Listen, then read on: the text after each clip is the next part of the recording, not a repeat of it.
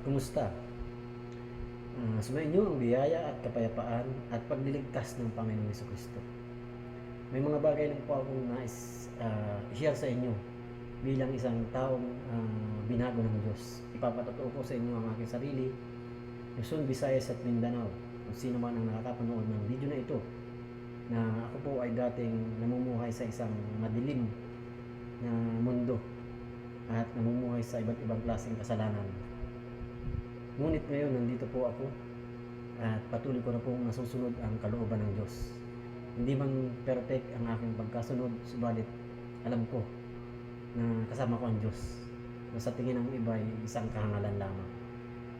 Dahil ang Espiritu ng Diyos ay ibinuhos na sa puso ng tao kapag ikaw ay nag-aral ng salita ng Diyos. Alam niyo po, maraming taong nagiging hangal sa salita ng Diyos kung hindi nila naiintindihan at naipapaliwanag ang mga isinulat ng ating mga propeta. Dahil ng panahon na yun ay isinulat nila ito dahil nakasama, naranasan at nahawakan, napagmasdan nila ang Diyos na nagkatawang tao na si Jesucristo. Kaya ito kapatid, kaibigan, hanap ko sa inyo ang kagalakan na mapakinggan ang mensahe na aking gustong iparating sa inyo bilang isang lingkod ng Diyos o sumusunod sa kalooban ng Diyos. Ito po ang aking pinanghahawakan ng mga salita na ipinagkaloob sa akin ng Biblia o ni Jesucristo bilang isang nangangaral ng salita ng Diyos. Sinulat ni Pablo sa Efeso chapter 10 verse Efeso chapter 6 verse 10 hanggang 20. Nilagay ko po sa isip, sa puso ang kaloob na sandatang kaloob ng Diyos. Pakinggan po natin at isimahimay natin kung ano ang binabanggit ng sandatang kaloob. Paliwanag po natin ang isa-isa upang maintindihan po natin kung bakit gamitin natin ang sandatang mga kaloob. Pakinggan po natin. Sabi po sa verse 10, bilang pagwawakas, magpakatibay kayo sa kalakasang galing sa Panginoon at sa kanyang dakilang kapangyarihan. So verse 10 pa lang yan. Kasi si Kristo po yung dakilang kapangyarihan ng Diyos. Si Kristo po yun. At yung kalakasan na nanggagaling sa atin, galing din po yun sa Diyos. Wala po tayong ambag sa kalakasan. Kasi maraming mga tao na akala nila sa sarili nilang lakas yung nangyayari na. Kaya nakamtan nila yung mga bagay dito sa mundo dahil sa sarili nilang galang. Hindi nila alam na yung kanilang katawan ay may espiritu ng Diyos. At yung lakas nila ay galing rin sa Diyos. Kaya nga tinatawag na itong mundo ay kontrolado ng Diyos. Na sa tingin ng ibang mga tao ay kahangalan. Kasi gawa ng kasalanan, nag-iisip na ng sala ang isip ng tao. Sumunod, isuot ninyo ang buong kasuotang kaloob ng Diyos, buong kasuotang pandigmaan mula sa Diyos. Kasi pinagkalooban po tayo ng kasuotang pandigma at ito na yung papangarap ko sa inyo mamaya sa verse 14 upang mapaglabanan nyo ang mga pakana ng diablo. Kasi sa panahon natin ngayon, ikaw ba nanonood ngayon at nakakapanood nito, hindi mo ba na-experience ang pakana ng diablo sa iyong sarili? Bakit ka nagagalit? Bakit ka nagiging sinungaling? Bakit ka nagyayabang? Bakit ka nagmamataas? Yun, isang kasalanan sa Diyos yan. Alam niyo bakit? Kasi si Kristo hindi ginawa yan ng pagmamataas, kundi siya ay nagpakababa upang ipako lang sa krus para tumusin na sa kasalanan. Pero tayo mga tao, bakit ganun? Lagi tayong mayroong pride, hindi mawala-wala, at yung kasinungalingan sa ating sarili. Ultimo sa ating mga anak, ating mga kapatid, nakakapagsinungaling tayo, wala tayong pera kahit meron. Ang biso ay pera, tandaan po natin. So, bakit hindi tayo magpakatotoo? Dinaya tayo ng kasalanan at kasamaan ng mundo. Dahil sa gawa ng Eva at Adan, minana natin yung lahat ng kasalanan. Hanggang sa panahon natin ngayon, kahit ako'y nangangaral ng salita ng Diyos, nagkakasala pa rin po ako sa isip at sa salita at sa gawa. Subalit hindi ko na po pinagpapatuloy. Mas madami na po akong ginagawang kabutihan isa sa panahon na wala pa ako sa pananampalataya. Sunod po natin, kaya't gamitin ninyo ang kasuotang pandigma na mula sa Diyos Sa gayon, makakatagal kayo sa pakikipaglaban pagdating ng araw na sumalakay ang masama. Upang pagkatapos ng labanan ay matatag pa rin kayo nakatayo. So, kung hindi natin isusuot ang kasuotang pandigma na galing sa Diyos o nakaloob ng Diyos, paano tayo makikipaglaban sa mundong ito? Napakadaming kasalanan, napakaraming korupsyon, napakaraming mayabang, mapagmataas sa ating paligid. Yung iba, grabe, hindi nyo ba nakikita? Nandyan na po ang social media, nandyan na po ang mga lahat ng pwede natin makita. Mag-scroll ka lang, makikita mo yung mga ginagawa ng mga tao, mga sa kalsada, sa pamilya, sa anak, sa asawa, sa gobyerno, sa politiko. Pag-isipan niyo pong mabuti ang lahat ng sinasabi ko at yan po ay totoo. Hindi na po maitatago sapagkat may mga CCTV na po tayo. In reality, nakikita na po ang mga ginagawa ng mga tao, ng mga gumagawa ng kasalanan. Totoo, oo, may mga tao may mga lihim na ginagawa sa ating panahon.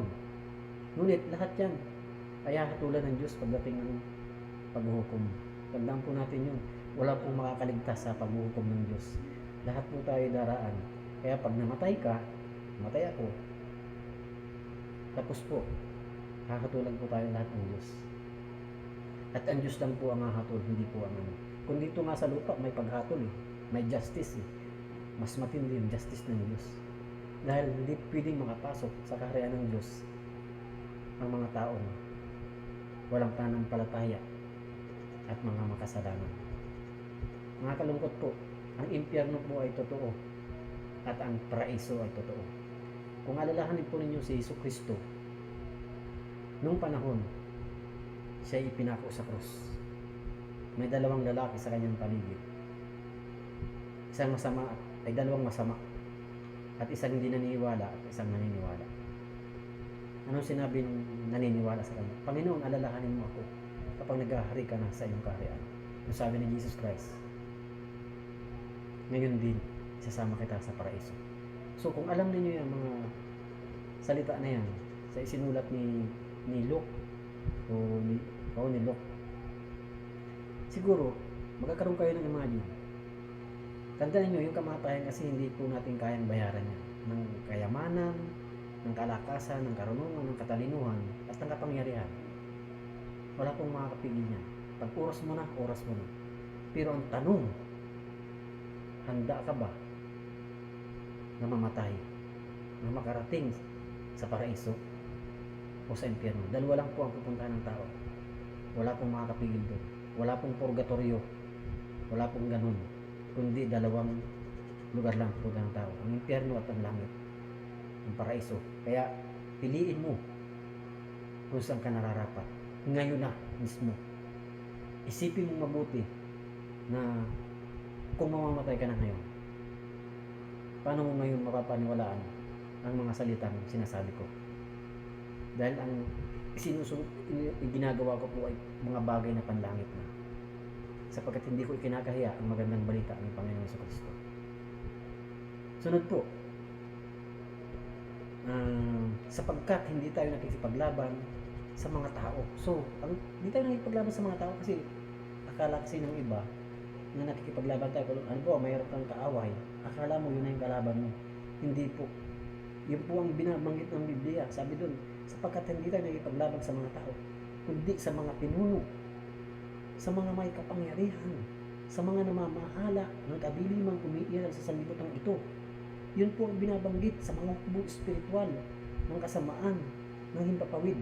So, akala ko dati nung araw na ang kalaban ko pag ako ay nakikipag-away, yung mga tao mismo, bakit nagpapatayan? Bakit nagdedebatehan sila sa mga bagay na sobrang gulo? Hindi pala, yung pala na ang espiritu ng Diyos sa mga tao tinawag. Hindi na pala ganun. Kung dati, basehan ng pagtingin ko dati sa tao, kapag nakakita ako masamang tao, nagagalit ako sa kanya, ngunit nalulungkot na ako ngayon pag nakakita ng tao sa makasalanan. Bakit? Kasi hindi nila alam yung katotohanan. Hindi nila alam na sila iniligtas ng Diyos at sila ay nais makasama niya sa paraiso, sa walang hanggang buhay. Hindi ka mamamatay kailanman. Hindi ka magkakasakit. Hindi masisira at mabubulok ang iyong katawan. Yan po ang pangako ng Diyos sa atin. Kaya nga sabi sa John 11:25, ang sinong sumasampalataya sa akin, kahit mamatay ay muling mabubuhay, magpakailanman, di ba? Saan ka makakakita po ng ganyan pananalita? Kundi kay Jesus lang. Yan po. Kaya, paninin po natin ang mga kaloob ng Diyos. Yung mga sandatang kaloob, yung mga binigay ng Diyos para maging matibay at matatag po tayo. Tutuloy ko po. Verse 14. Kaya't maging handa kayo. Ibigkis sa inyong baywang ang sinturon ng katotohanan. Kasi yung katotohanan po si Jesus Christ, John 14:6. Ang sinturon ng katotohanan at isuot sa dibdib ang baluti ng pagiging matuwid o ng katwiran. Kasi po yung pagiging matuwid po, mababasa po natin yan sa pinahayag ni Pablo sa Roma 3 chapter 3 verse 21 hanggang sa pinakadulo ng verse. Yung pagiging matuwid na si Kristo po ay kailangan pananampalatayaan ng buong puso. Kasi tuturing na pong matuwid ng Diyos sa pamamagitan ng pananampalataya kay Kristo. Hindi sa pagsunod ng mga kautusan na nagmula na ibinigay ng Diyos kay Moises. Hindi po yun kasi wala po nakatupad nun kahit sino sa atin. Kahit yung mga Hudyo na binigyan ng kautusan, hindi sa pamamagitan ng pananampalataya at pagkikipag-isa natin kay Yesu Kristo. Pinalaya tayo ni Yesu Kristo. Kaya kung hindi po natin alam ito at hindi natin naiintindihan, nakakalungkot po, di ba? Kaya sabi sa sunod, kaya't isuot ninyo ang sapatos ng pagiging handa sa pangangaral ng magandang balita ng kapayapaan. Kasi itong kapayapaan ito, sa totoo lang, hindi ito maunawa ng mga tao. Bakit? Kasi kahangalan ito para sa iba na si Kristo'y namatay at muling nabuhay sa krus. Kahangalan ito para sa iba. Isipin mo yung Diyos namatay. Oo, namatay. Totoo yun. Biblikal. Ngunit muling nabuhay. Kaya nagkaroon ng kapayapaan. Kasi kung si Kristo ay di muling nabuhay, paano magkakaroon ng kapayapaan? Siya yung nagiging pag-asa natin, yung muling pagkabuhay, na tayo'y muling bubuhay rin ng Diyos. Di ba? In reality po, kung dito ka lang aasa sa mundong ito, wala kang maasahan dito sapagkat temporary ang lahat ng ito. Lahat ng nakikita natin dito temporary. Kahit ikaw na nanonood at pati ako nagsasalita, temporary dito. Mamatay tayo pagdating ng itinakda. Kaya ngayon pa lamang kapatid, unawain mo ang bawat sinasabi ko ng kapayapaan ng Diyos ng magandang balita. Verse 16. Lagi niyong gamitin panangga ang pananampalataya. Kasi itong pananampalataya ang pinakamahalaga sa lahat. Pananampalataya. Gamitin natin panangga ang pananampalataya. Na siyang papatay sa lahat ng palasok na nagliliyab ng diablo. Kasi kung wala kang pananampalataya, kasi ito yung panangga Kung wala kang pananggang pananampalataya, papasukin ka lagi ng mga palasok na nagliliyab sa sandata ng diablo. Kasi napakadami pong tukso sa mundong ito. Tukso ng ng sari-saring bisyo, ng sari-saring kasakiman, ng sari-saring pagnanakaw, pangungurakot, pangangalunya, pagpatay, pagdalasing. Napakadami. Ang hirap isa-isahin kahit sa pagkain. Yung iba, malalaki na ang katawan, sige pa rin ang kain. Kahit high blood, sige pa rin. Kahit stroke na, naninigarilyo pa din. Yan po ang makikita natin in reality. Huwag po tayo maglukuhan. Yan po ang totoo. At sumunod pong verse, isuot ninyo ang kaligtasan. Isuot ninyo ang helmet ng kaligtasan.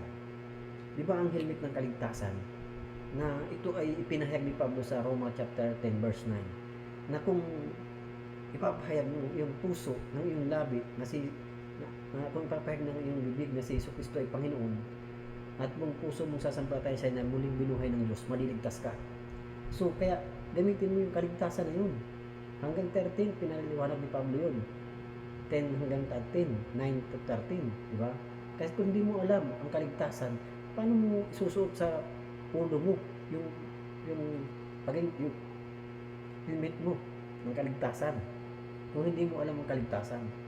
Kaya ngayon pa lang, kapatid kaibigan, ang hawakan mo na yung helmet ng kaligtasan.